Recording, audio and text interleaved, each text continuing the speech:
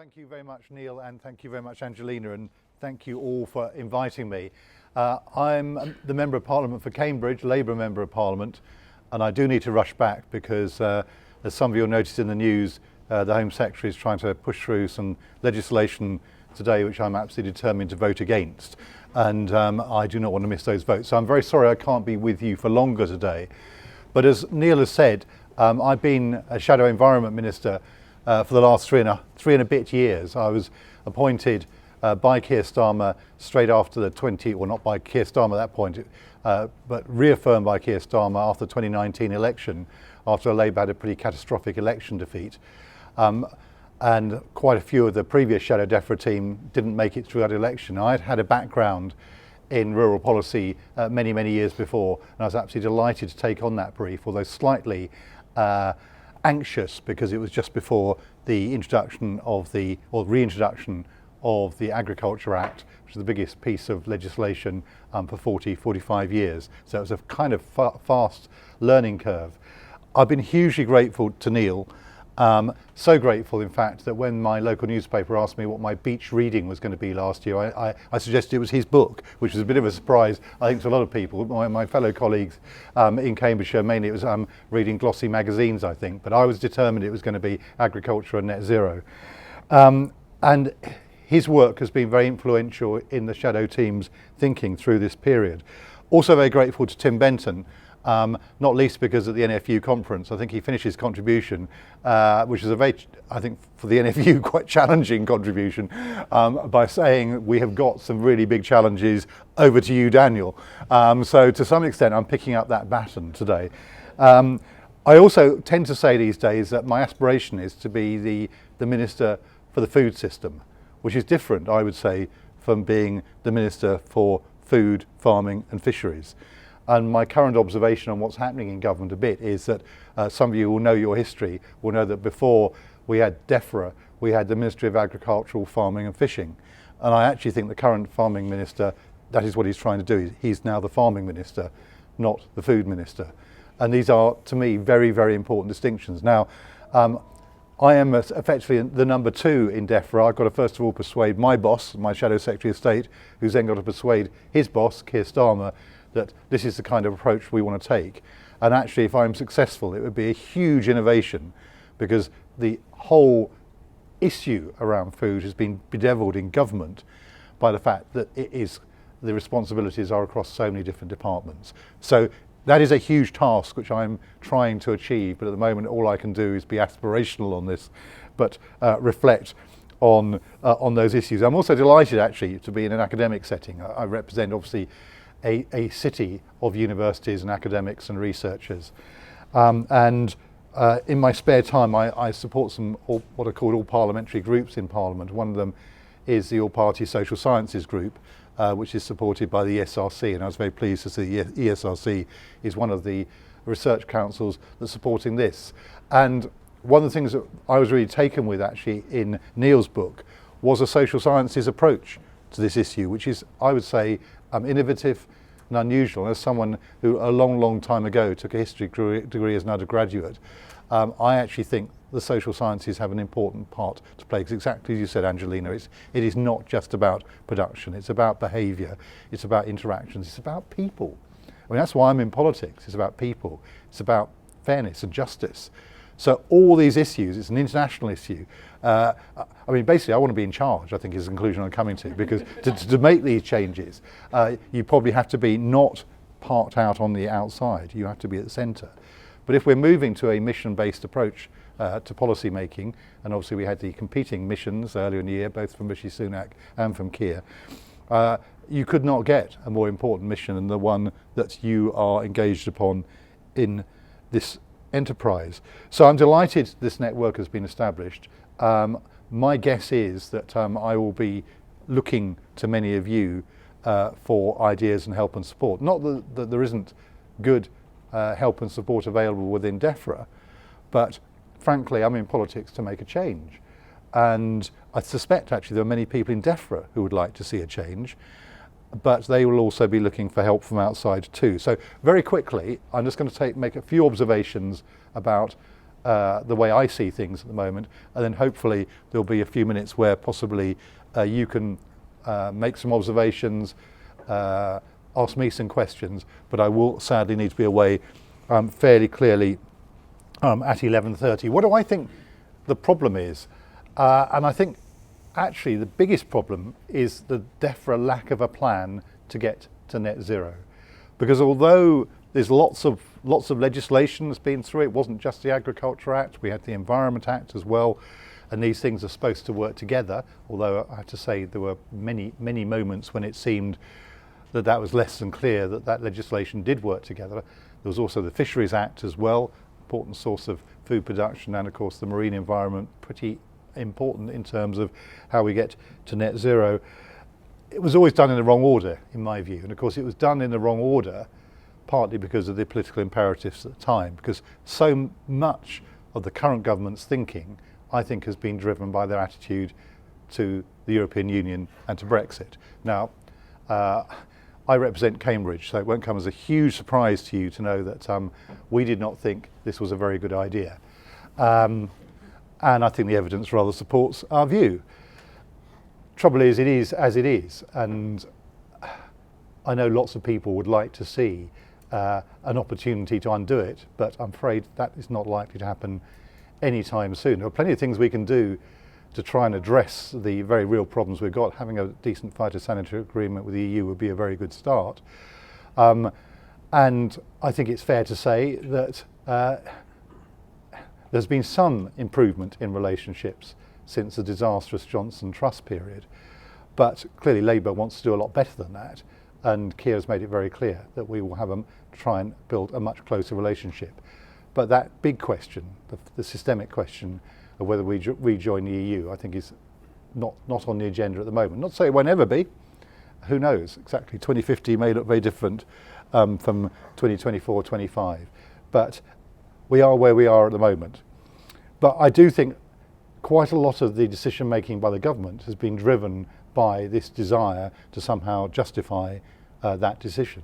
So when you look at that legislative process, which put the Agriculture Act in there first, because this was one of, course, the great Brexit freedoms and opportunities. Not sure it's really worked out like that, frankly. If you talk to many producers, same with the Fisheries Act, all they've seen, of course, is difficulty. Basically, as we know, the controls, the checks, I was at the Port of Dover last week looking at some of this, we have not, it seems to me, gained very much from it so far. And despite the talk of opportunities, new trading opportunities, my worry with a lot of the trade deals that have been negotiated is far from creating opportunities. It looks to me like the risk is that we end up importing more food from other countries, produced to lower environmental and animal welfare standards. And in terms of the subject we're discussing today, if all you're doing is exporting your environmental costs elsewhere, as we know, that is hardly going to help the overall challenge.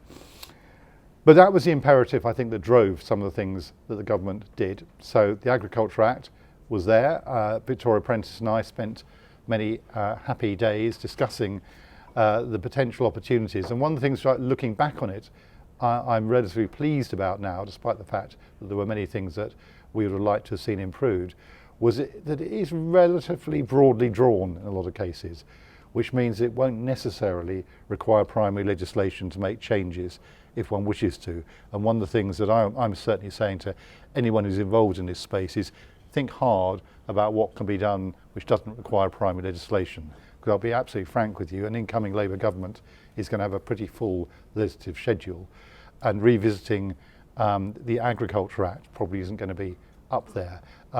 Whether at some point we could get a Food Act is a different matter, and certainly the case will be made for that, but I'm not convinced that will be an early issue.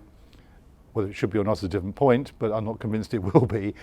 So I've got to think of ways in which I can use the existing legislative framework to achieve some of the changes that we want to see. But my biggest criticism, I say, is that DEFRA doesn't have a plan. And it's not just me that says this. Lord Deben, formerly John Gummer, at the Climate Change Committee, constantly rails about this point, that DEFRA doesn't have a plan to get to net zero. And you've got to ask yourself, Why not? Given the contribution that agriculture in particular, but the food system as a whole, makes to the challenge, why wouldn't you have a plan? And I think there are plenty of people in DEFRA who would love to have one, but actually it's an ideological point.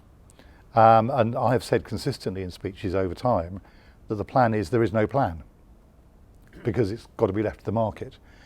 And that, I think, was George Eustace's view. He's obviously not here to defend himself today, so it's slightly unfair, but I'm not sure he would necessarily revile from this, because in interesting comments he made to a Lord's Select Committee towards the end of his period in office, of course a very lengthy, very significant person over the last decade in this policy space. When George was asked by the committee that was looking at a national land use framework why we didn't have a national land use framework, he chuckled and said, well, we don't have a plan because I don't really believe in them. I don't think they work. Now this would come as news to most people who run most institutions and most businesses, I'd say. If you suggest to them you don't really want to have a plan, you just want to kind of muddle along, I don't think many people would think that was a good idea. But George is a market fundamentalist, and that is a position, but it's not mine, and it's not the Labour Party's position. Which brings me on to my kind of main points, really, that I want to put to you as we ask ourselves this question of how we get to our goal. Worth reflecting that there are a number of other plans in town, essentially. The NFU came up with its plan to get to net zero, but as Neil in his book rather effectively points out, it does rely rather heavily on some technological solutions, which I certainly don't rule out. I'm not one of these people that thinks that you can't have a technological solution because it doesn't drive behaviour change. I'm quite happy to have both. And frankly, if we're going to tackle the climate emergency and nature emergency, if we can find some ways to do it, I'm not going to rule them out. But the carbon capture technology, obviously governments, we've seen been going round this circle for quite a few years now, but it's beginning to look as if the government's coming round to that idea again. More investment going in, good, but I'm not sure you can build a plan based on untried technology. I think you've got to have some other things in there too. And I understand the political imperatives that drive the NFU's position. They obviously are a member-based organisation, and they have to be careful not to upset many of their members and stakeholders. But I'm not sure it adds up to the plan that's actually going to do what we need to do. But of course the other really big piece of work that's been done over the last few years was done by Henry Dimbleby. And not just by Henry. I think this is something that people sometimes forget when you look at the group of people that were working with him. It was a pretty impressive set of people. And I think when Michael Gove commissioned him to go away and do the work, there was real enthusiasm and excitement, and across party and in general. And great hope and optimism that we would come up with something, or they would come up with something that everyone could get behind. And again, as I've observed on a number of occasions, I mean, I have it sitting on my table in my office. What's it called? It's called The Plan. Now that gives you a clue, I think, as to where that group of people thought the problem was. Now, you don't have to agree with every bit of it to think that having a plan is probably part of the solution. And obviously it came in two parts. It came obviously through a difficult period when we had, first of all, COVID, then obviously later the Ukraine crisis, which kind of overlays all these discussions to some extent. But I remember that the first part one, was widely welcomed, but it's basically his analysis that I've always thought was important. His analysis that we have an economically very efficient food system, looked at in narrow economic terms. Now, again, one can argue whether we pay too little for our food in this country. A lot of people during cost of living crisis would say, well, we're very happy with 20% food inflation at the moment. Stick with that. But of course, what he pointed out were the externalities, the impact on the environment and the impact on our health. And I think those are really, really powerful points. And certainly, ministerial careers in politics don't tend to last that long, sadly. The churn is quick. But if I have the privilege of having the the position at some point in the future, it'll be those things I'll be saying to officials, those huge challenges I want to address. Now, almost certainly I'll say, well, Minister, I'd advise you to perhaps go for something a little bit more achievable, really. But I think that'd be the wrong approach. I think you've got to lift your sights to look at those big things if you're going to act, in my view, act responsibly. Many of you, most of you, I suspect, will be familiar with many of the points that he came up with. What I thought was significant was that the response from Downing Street at that time, even though at times Boris Johnson had indicated interest after he had his health scare, he actually, for a brief period, identified obesity as being really an issue, a national challenge. Unfortunately, whatever forces there are in Downing Street very quickly, of course, hit back when that part 2 of the report was published on the basis of the same old issues of it's not for government to interfere in people's individual decisions. And there was a very interesting report by the Institute for Government, came out end of last week, which charted successive failures of governments to actually make the kind of changes that are necessary.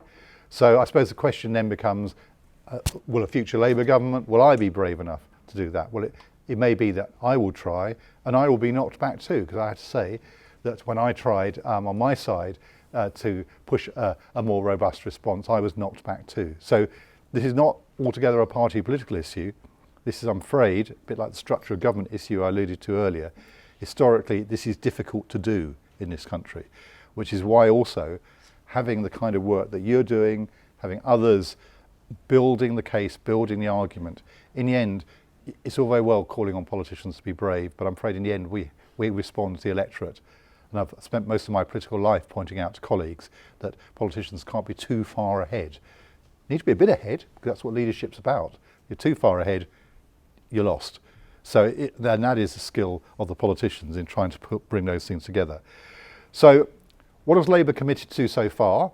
Well, we're possibly a year, 18 months out of a general election. Lots of people always want fine detail. The reality is probably there isn't going to be fine detail ahead of a general election, because general elections are fought in pretty crude terms, quite frankly, sadly. Not always, I have to say, to the advantage of those people who would like to have an open, honest dialogue about policy. We all know that, it's not just in the UK, we see it around the world. But Labour has a democratic policy making process, so this summer there is a discussion within the Labour Party, and more will emerge as we go to our party conference in the summer. But I know the kind of things that I'm looking at, and which my boss Jim McMahon has talked about. And the big one, I think, in terms of the work that you're doing, is the National Land Use Framework. Because that issue about how we use land is going to be pretty fundamental, it seems to me. We've seen some of the disputes bubbling away around solar farms, around wind farms. But if you're trying to change the food system, if you were seriously going to move away from some of the ruminant livestock and use that land in a different way, then you're going to have a mechanism for making those decisions and working out those trade-offs. And none of these are going to be easy, and they will be disputed, inevitably. But at the moment, the current planning system, that's not what it's designed to do. You can argue that there were some frameworks in place that were a bit more helpful at a regional level, but of course the regional structures were all swept away in what Vince Cable memorably called the sort of Maoist purge. I'm a regionalist. I actually think when I look at the UK system, I see Scotland and Wales being able to do things differently. I do find myself wondering whether we can have a system which is the same for the southwest as the same as it is for the east of England where I am. So I would like to see more diversity there, but that again I will have to persuade my colleagues of. But that commitment to a framework overall I think is a really significant thing. And the other significant announcement we've made, which I think is important, is the promise to produce more food here, and also to insist that government procurement, which is pretty significant, actually delivers the 50%, which the government, to be fair, have also committed to.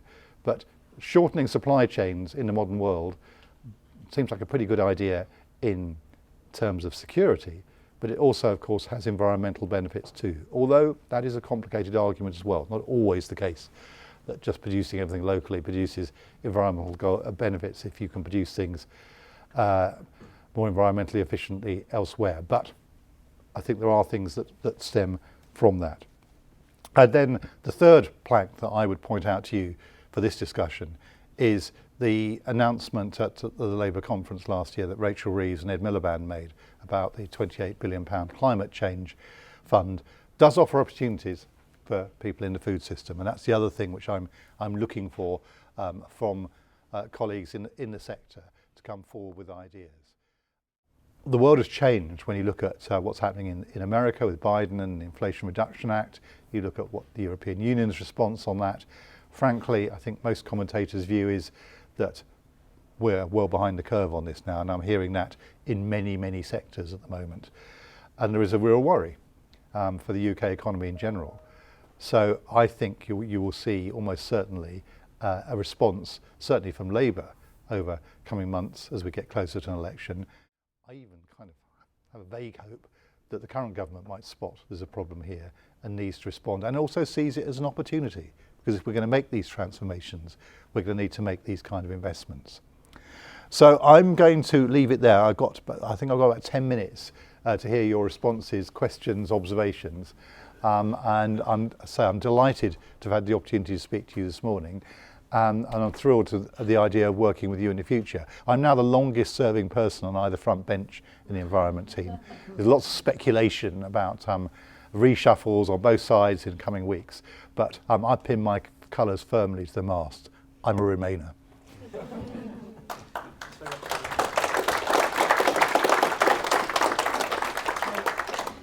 We've got about nearly 10 minutes, so chance for people to ask questions. Hi, Clive Mitchell from Major Scott. Thank you for those reflections. Just thinking over the years about various environment ministers of various political persuasions in different governments across the UK, there's been a bit of a trend towards their being captured by various vested interests, and whether that's the NFU or sugar beet producers or whatever. And just thinking about the remarks you made about the importance of social sciences and inclusivity and so on, just wondering how you might apply that to make sure that if you were the environment minister, you wouldn't be captured by those same vested interests. Very interesting question. I suppose everybody who goes into government always thinks they're going to be the one that manages to escape this. I mean, we have an old political system because we have very little training for people. We've actually had a couple of sessions with the Institute for Government which have been very handy, and mostly they've just, I fear, reinforced my worst fears, that when I've said, how do you cope in government with these cross-cutting issues, there's lots of rolling of eyes, and yes, well, that is the perennial problem, and no one quite knows the solution. But interestingly, for me, the solution that's often put is it comes down to political heft, and the two environment ministers that are most widely praised when I go to things from the two parties are Michael Gove and David Miliband. And interestingly, neither of them had farming backgrounds, because sometimes people say to me, oh, you can't be the minister because you're not a farmer. I say, well, actually, given it's a food system, that might just be an advantage. I've actually heard the same from the fishing sector, interestingly, that they actually sometimes find people who haven't got an axe to grind can actually stand back. And I mean, I'm slightly loath to compare myself to either Michael Gove or David Miliband because they are much more senior and impressive politicians. But what they were good at was politics. And what I hope I can bring to it is that political understanding. And also, I have a slightly unusual advantage in the sense that, as I point out occasionally to people who accuse people like me of being career politicians, I say, if you want a career in politics, it's pretty daft being Labour in the east of England. I tell you, it took me 20 years of elections, 5 defeats to crawl over the line in Cambridge, and that was mainly thanks to Nick Clegg, looking back on it. So I've come to Parliament late, and I'm not anticipating a stellar career to get to the top. I'm very happy. That's why when I said I want to do this brief, I've been doing it for 3 years. I'm beginning to feel I'm getting a sense of it. And what I'd really like to do is go into government and do it well. And if no one really notices, I'm not that bothered. And I think that gives me an advantage because quite a lot of people, particularly if they're earlier in their career path, have got to make a mark, got to do it quickly, got to find a quick win. That's what they'll be looking for. I don't think there is a quick win in this sector. I think this is actually big and important and could be hugely transformational. I think the biggest thing I hear from lots of people, not that I go around asking them, but I think lots of people in this country are pretty miserable about their weight, their body shape and all the rest of it, and would really, really welcome some sensible help. It's a bit like the smoking ban. You know, when people say, oh, smokers will hate it, actually smokers didn't hate it. A lot of people found it really useful. So if we could have a sensible discussion in this country about the food system, I think it would be transformational. If I could play a little part in that, and in terms of the vested interests question, I think be aware of where there's a lot of lobbying goes on, and the NFU are very impressive, and I will always attend their events and listen to them, but be aware of where they're coming from and understand why. And it's not a criticism, it's an observation. I used to work for a national trade union, Unison, and I was very partisan in favour of the people that I represented, of course. But it's also possible to step back a bit and see what's going on. Whether it's possible, I don't know. Oh, lots and lots. Oh dear, sorry, now lots of questions. What? No, I'll be very brief now. We're not Yeah. going to get through all of those. No. I think I saw the second one. I'm going to go behind you, Jackie. For that hand up there, just behind. Mu'ayyad Mr. Mani, Sheffield University.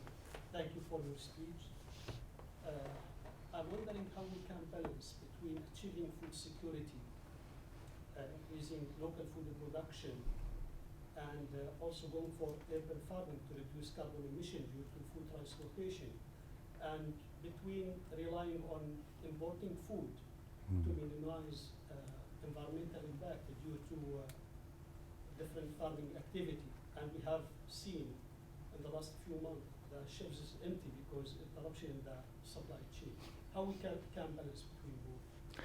Huge question, and I suspect it's something that will occupy many of you. Look, these big issues, land sparing, land sharing, sustainable intensification, all these things.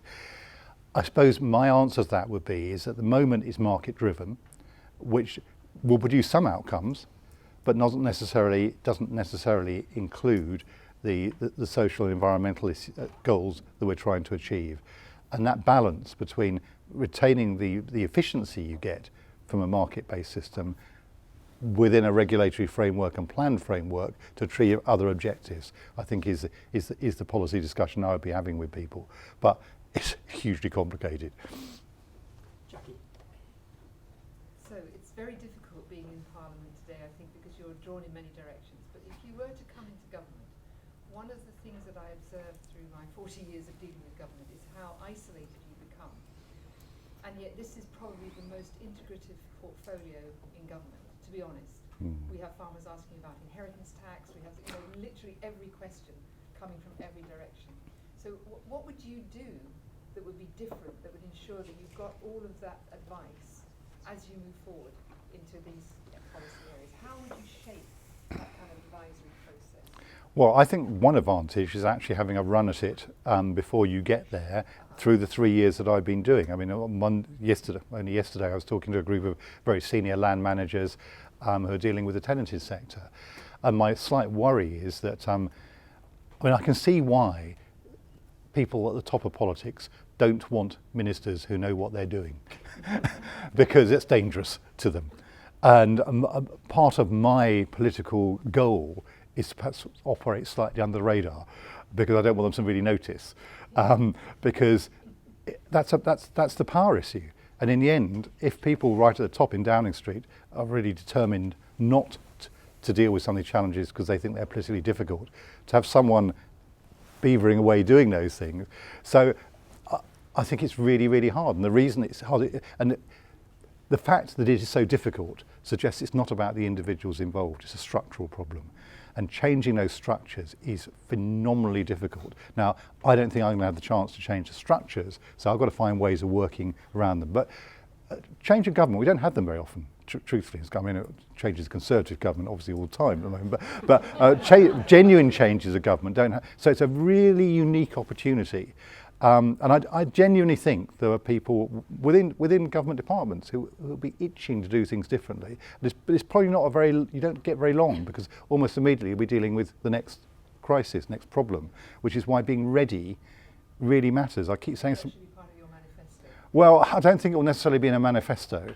And I think if it was in a manifesto, that would alert too many people. So I want to do this slightly on the quiet, but I'm going to need your help. We're willing to help you. Very good. I wonder if in 30 seconds we can squeeze in the last one. Yeah, let's try one more. Person in red there. Hiya. I'm heartened by your words on sort of not giving up on that behaviour change side. Yeah. Given that our Eat Well plate is not only moving towards it would not only be healthier for us, but also better for the environment and reduce the emissions from our food. And that, to my mind, one of the most effective ways to move towards that over the next generation, which is what we need, is to bring up the next generation of young people prepared to, with the skills to eat that Yep. diet. I wonder how you engage with your education colleagues, with Ofsted, and with all of those other areas out there to ensure that our future education system delivers for our future food system and that they work together, because that seems to me, and to sort of tie in with Jackie's point, so kind of this is a really integrated sense of work Absolutely. approaching and how you already do that. Well, and that is what I am trying to do. But there are a whole range of differing priorities that different teams have. The whole school meals debate, I think, is very significant in this. I can assure you there are plenty of us trying very hard on this. I mean, it is a significant financial commitment, and that question of how money is spent is obviously always critical when we come to elections. But I don't think it's just about the money spent. I think it's about getting those cooking skills, getting actually the facilities back into schools to make some of these things possible. A lot of my colleagues, people like Sharon Hodgson, have been working on this for years, and rest assured, many of us are trying. The problem in British politics is quite a simple one, really. It's just that decent propositions get shot down in general elections by the very trivial nature of campaigns, which makes it very hard for opposition parties, which historically has meant the Labour Party for quite a long time, to actually come forward with these ideas ahead of a general election, for fear that there would just be they'll be hugely misrepresented. So we just got to be very, very careful. And I'm afraid I'm not prepared to spend forever being in opposition. I desperately want a change, and there's a kind of almost like a level of trust required that people like me can say to people like you, look, we do understand this, we do get this, but we've got to be careful about how we present it to the British public, because we saw with Dimbleby, immediately the following day, Daily Mail Express, it was all about they want to ban our burgers. And I'm afraid that is the nature of the public debate. Even though when you get past that, to most people, as I was saying earlier, my experience is most people want to have a sensible discussion, and it could actually be so liberating and exciting for them.